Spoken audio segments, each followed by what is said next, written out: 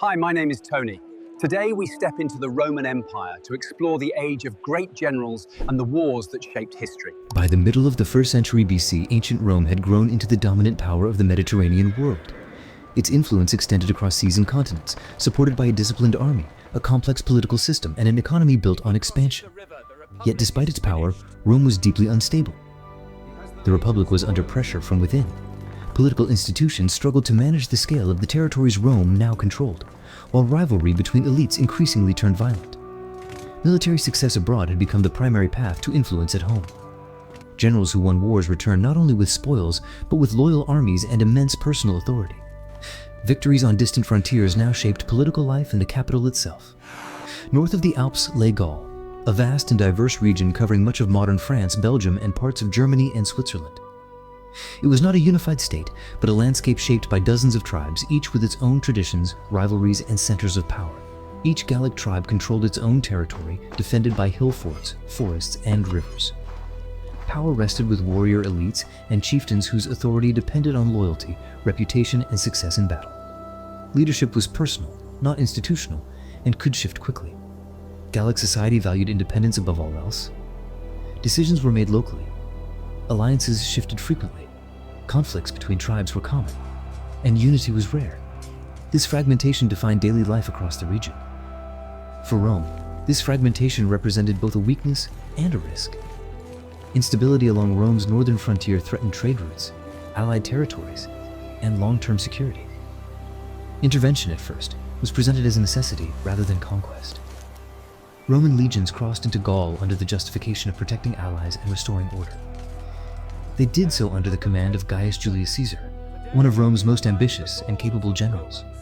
What followed was not a single invasion, but a prolonged military campaign that gradually expanded in scale, ambition, and intensity. This conflict would later be recorded as the Gallic Wars, a series of military operations that lasted nearly a decade and reshaped Western Europe.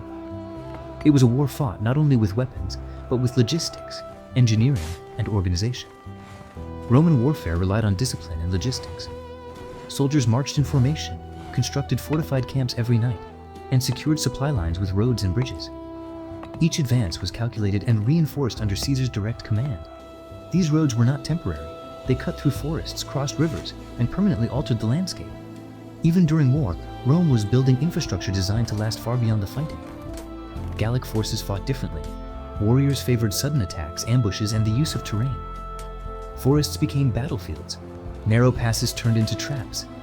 The land itself was used as a weapon against the invaders. Early resistance was scattered. Some tribes resisted fiercely. Others chose cooperation, hoping Roman support would strengthen their position against rivals. Survival often depended on choosing the right side at the right moment. As Roman control expanded, the cost of occupation became clear. Garrisons were isolated. Supply convoys were vulnerable. Maintaining control over distant territories required constant pressure and continuous military presence. Over time, Gallic leaders began to recognize the scale of the threat. Resistance shifted from isolated uprisings to coordinated action. The war entered a new and more dangerous phase. This movement culminated under the leadership of Vercingetorix, a noble from central Gaul who sought to unite rival tribes against Rome and the armies of Gaius Julius Caesar. For the first time, large parts of Gaul acted with a shared purpose. His strategy focused on denying Rome the resources it needed to fight. Villages were evacuated and burned, crops destroyed, livestock driven away. The goal was not victory in battle, but exhaustion. This scorched earth approach aimed to turn Rome's strength into a weakness, stretching supply lines, forcing Roman armies under Caesar's command to operate in hostile territory for extended periods. Rome responded with overwhelming force. Legions laid siege to fortified towns, constructing massive earthworks and cutting off defenders from food and water. Engineering became as decisive as combat. Siege warfare became a defining feature of the conflict. Roman engineering transformed hillsides into fortresses, opened fields into complex defensive systems built layer upon layer. One of the most significant confrontations occurred at Alesia. Roman forces under Gaius Julius Caesar encircled an entire city while preparing to repel a relief army from outside. The scale of the operation was unprecedented. Trenches, ramparts, and watchtowers surrounded the settlement. Multiple rings of defense designed to contain both the city and any forces approaching it. When relief forces arrived, they faced Roman fortifications rather than open battle. The landscape itself had been weaponized, shaped deliberately to favor Roman control and endurance. The defeat at Alesia marked the collapse of organized Gallic resistance. Leadership was broken. Armies dispersed. The war effectively ended, though its consequences were only beginning. Roman victory did not bring immediate peace. Large areas of Gaul had been devastated. Populations were displaced. Entire communities were destroyed or uprooted, leaving long-lasting scars. In the years that followed, Roman administration reshaped the region. Tribal lands were reorganized, taxes imposed, garrisons established. Military control slowly gave way to administrative rule. Roads connected former tribal territories to Roman trade networks. Towns were rebuilt using Roman layouts, with forums, baths, and markets at their centers. The landscape began to change once again. Latin became the language of administration and law. Over time, local elites adopted Roman customs. In exchange for political stability and economic opportunity within the empire, Gaul did not vanish. Its culture adapted. Traditions merged with Roman practices, creating a new provincial identity, neither fully Roman nor fully Gallic. For Rome, the consequences were equally transformative. The conquest enriched the state, but it also elevated individual commanders to unprecedented levels of power and influence. Chief among them was Gaius Julius Caesar.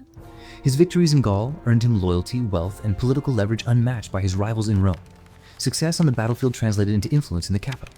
The traditional balance between senate, magistrates, and military command began to erode. Loyalty shifted from institutions to individuals. Armies followed generals, not laws.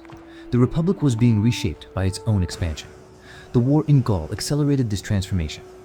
It demonstrated that control over provinces could determine control over Rome itself. Within a generation, the political system that had governed Rome for centuries would collapse, replaced by imperial rule. The conflict between Rome and Gaul was therefore more than a regional war. It was a catalyst for structural change across the Roman world. Its legacy can still be traced today. Modern European cities sit atop Roman foundations. Roads follow ancient routes. Borders reflect decisions made during this period. The war reshaped identities. Peoples once divided by tribal loyalties became part of a larger imperial system. This was not a simple story of victory and defeat. It was a process of transformation, marked by violence, adaptation, and long-term consequences.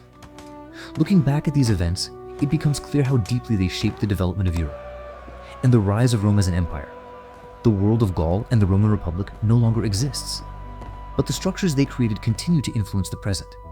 This was a war that changed landscapes, societies, and political systems, leaving a legacy that would endure for centuries. Through these events, we glimpse a turning point in history, where conquest abroad reshaped power at home. It is in this moment that the ancient world began its transition toward the imperial age, and it is here that the foundations of much of modern Europe were laid.